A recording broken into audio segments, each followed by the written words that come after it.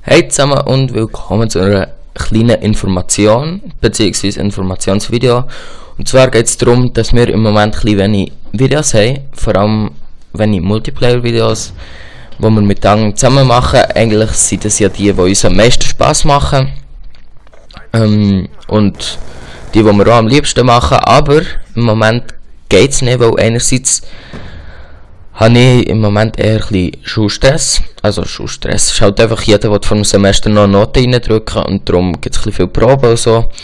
Und weil ich aufnehme, ist das halt dann auch ein bisschen blöd, da Videos aufzunehmen, weil irgendwie Schule geht ja gleich noch vor. Ja, RTL, wir haben das Leben tatsächlich.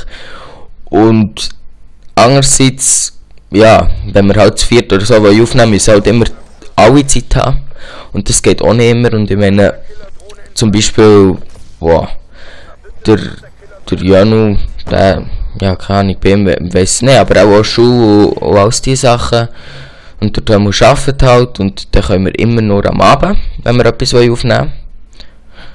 Also nicht irgendwie nach der Schule gerade oder so, weil er arbeitet halt in der Lehre und dann können wir erst am Abend. Und ich halt eben, wie gesagt, das Ganze mit der Schule, und darum kommen im Moment ein bisschen wenig Videos. Vielleicht kommt ein bisschen Dead Island, den ich schon aufgeladen habe.